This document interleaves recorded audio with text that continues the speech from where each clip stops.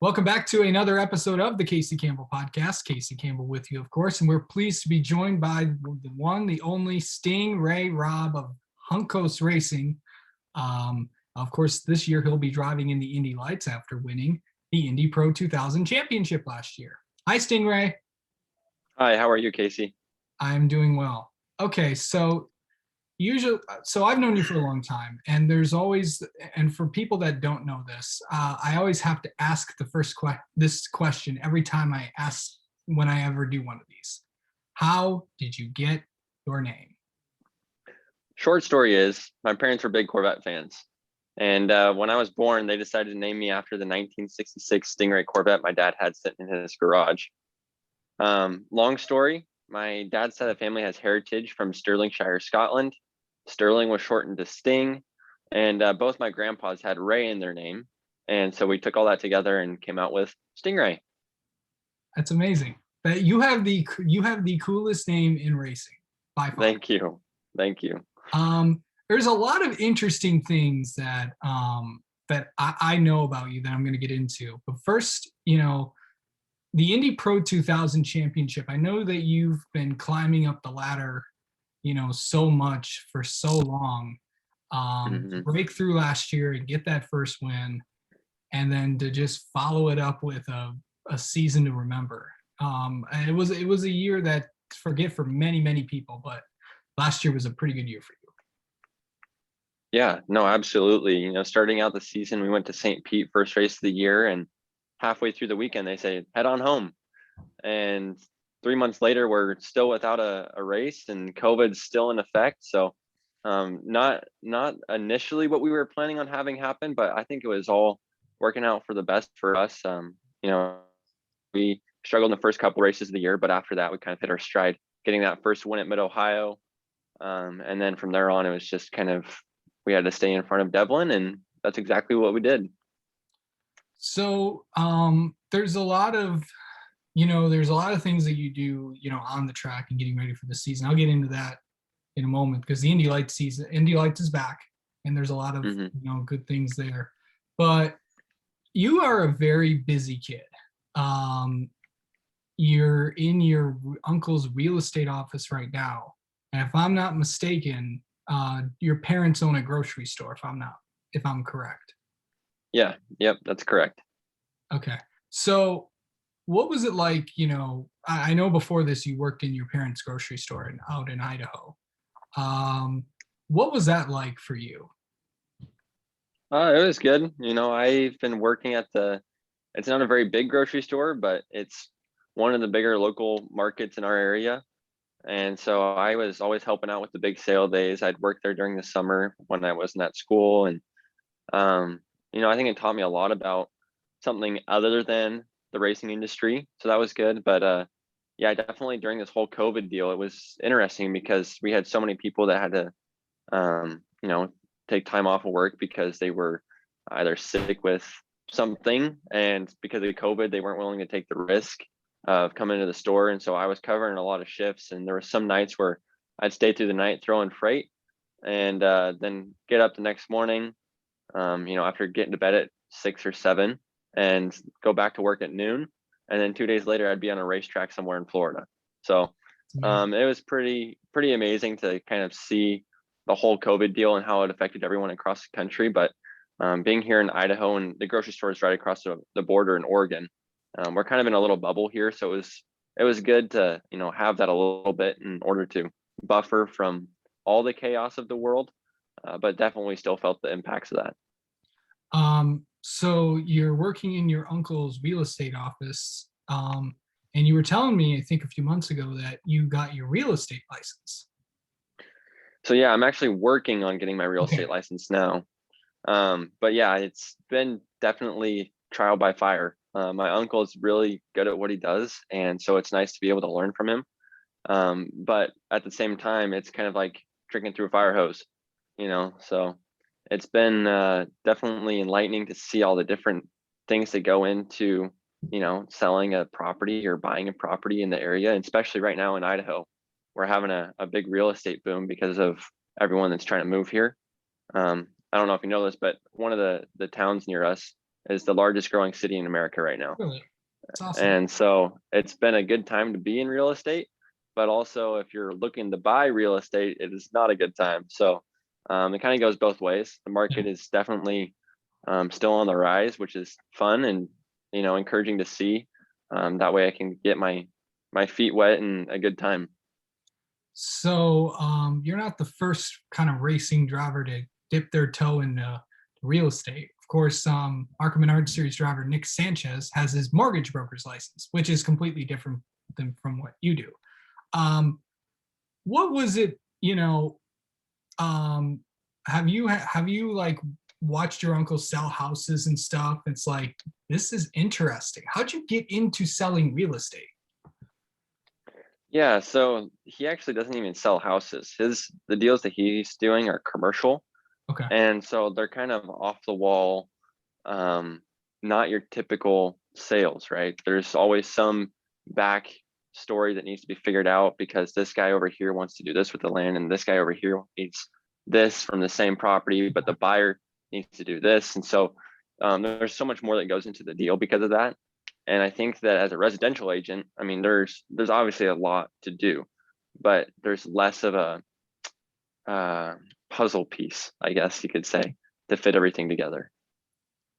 So, so how'd you get into this type of world?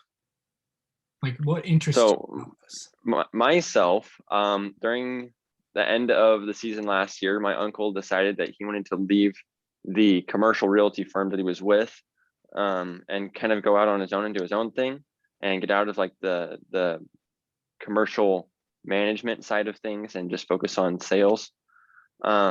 And at that time, he was so overloaded that he goes, I need an assistant. And so he's told me, he goes, Stingray, I need you to come live at my house and work for me. I'm like, all right, I can do that. So I started back in November, and it's just kind of been seeing what it's all about, because I didn't really have a big interest in real estate before now, but he just invited me to come be a part of it and help him out where I could. So, so you're still living in Idaho, if I'm correct, right? Yep. Okay. So kind of getting into, kind of a second career a little bit. It's good, and it was only a few weeks until you guys get going again at Barber. This is a new kind of journey for you as you get into this the Indy Lights team, of course. You're back with Juncos this year. What's it gonna be like to know that I'm taking that next step in Indy Lights? When I first won the championship, I was obviously super excited that we won the championship, but my biggest excitement was that I actually get to move up to Indy Lights this year. It's just one step closer to that top goal of IndyCar. So, making that progression, I think, is reasonable to say is the right move, to go with Juncos, because they've gotten me to where I'm at now. So definitely going to the season, I'm just excited to be back in a car, back in an Indy Lights car, and we'll see where it goes. I don't have previous expectations of what it's going to be like. It's going to be starting all over again, but I think that's good. That'll allow us to grow even more. And we're, like you said, just a few weeks away, so got to get in gear and ready to go. New venues on the schedule this year for Indy Lights. You're going to go to a few tracks that you haven't been to. Of course, and obviously I'm being the local type reporter right now, but where I'm from, you're going to Detroit later on I think in June. How exciting is that for you to be possibly heading to a venue that you've never been to at Belle Isle?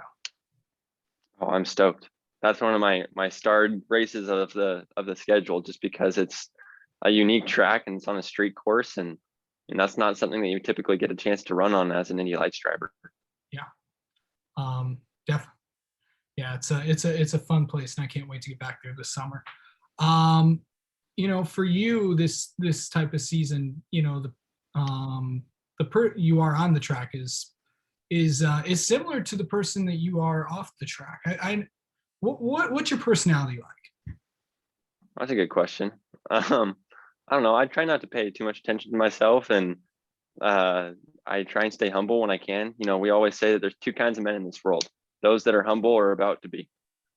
So, I've learned through the last 2 years that on the racing side of things, that there are going to be challenges and opportunities on the racetrack that are going to push you to want to quit, but those are the moments that you're going to grow the most. And I think that God has played a big role in my story, and I think that's why I am where I am, because he's given me a platform to use and hopefully have an impact on the people around me with. Okay, so let's kind of get to know you a little bit. I know a lot about you, but let's get to the interesting things about you that many people may not know. You ready? Yep, I'm ready. Okay, favorite movie, TV, Netflix show, or Hulu?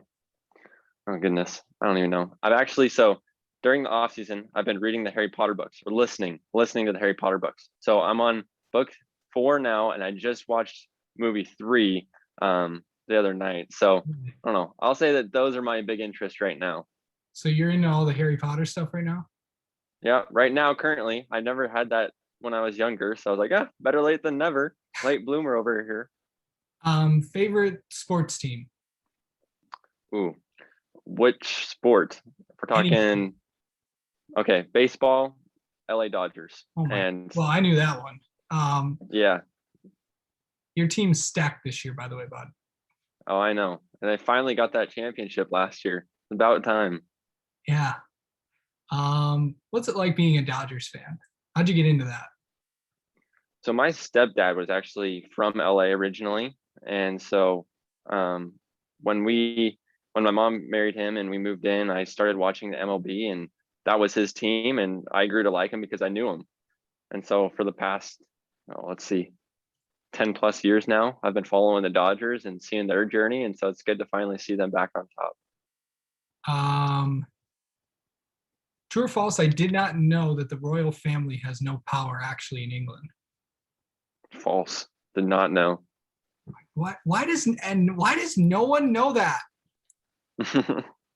It's actually a sign of. It's actually, this was just explained to me because I didn't know a few years ago until somebody told me. It's actually a sign of symbolism that it is. Of course, the prime Actually, I minister. think I did know that, but I've been out of school for so long. Of course, I wouldn't remember. That was too long ago.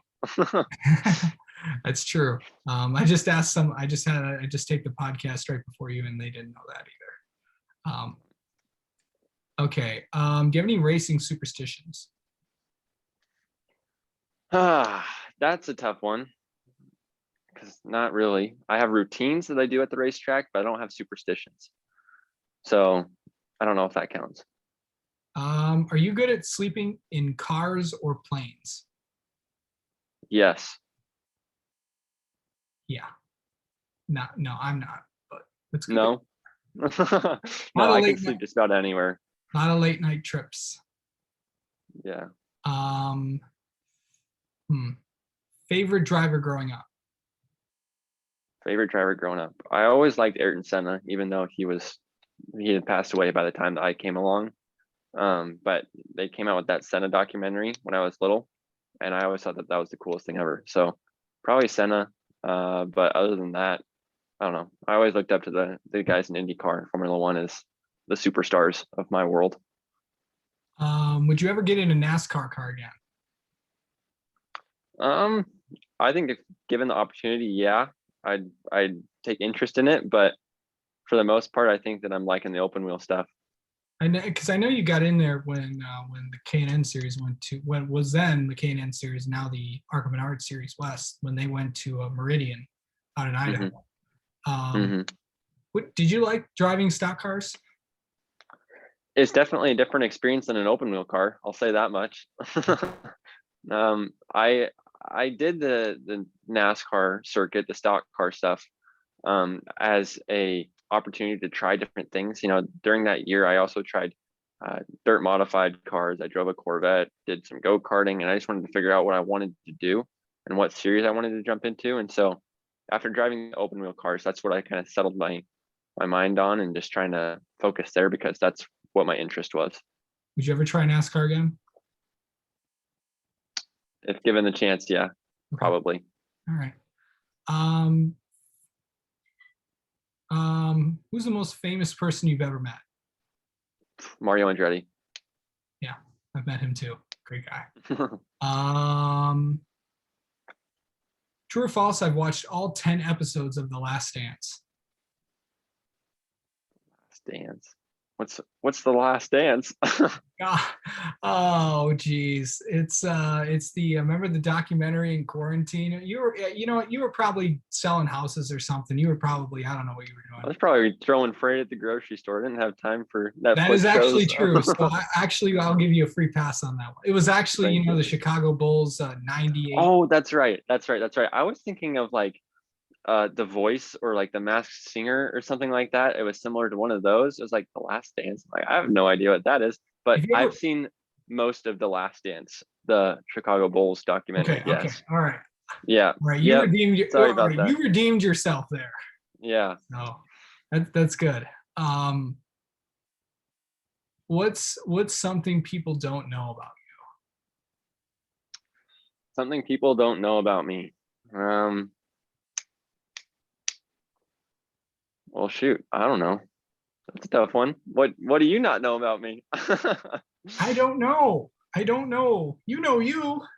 Yeah, I don't know. I live around and down the corner from my grandparents, and I have for the last 4 years. Nice. Do you have any pets? Two, two little puppies. Nice. What's hmm, what's your favorite vacation spot? Oof, that's a tough one. There's so many great places. When I was racing in Europe, I liked a lot of the area over there.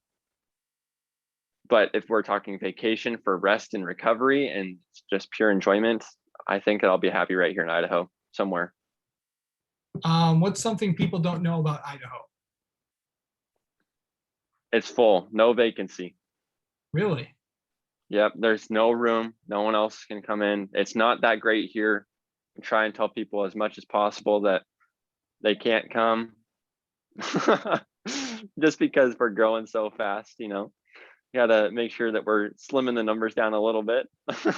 Yeah. I mean, is it have you seen your state grow so much? Oh, yeah. I mean, it's been pretty much, it seems like it's been overnight. Really has. And it's just like the last 10 years, if you were to fly back 10 years later, it would look like a completely different city because it's just, I mean, I don't recognize some of the areas and I've been here, you know, so it's just crazy to see how much it's growing. I mean, traffic alone has probably doubled in the last 10 years. So you can't even go out at 5. It's like New California. Yeah. Oh, this it should be interesting. But anyway, Stingray, thank you so much for coming on and spending a few minutes on the podcast. Let's have you on again, and good luck this season. We'll definitely be talking to you some point, maybe later on, maybe I don't know, before Barber or Detroit or something. All right, awesome. Thanks for having me on, Casey. Yep, thanks.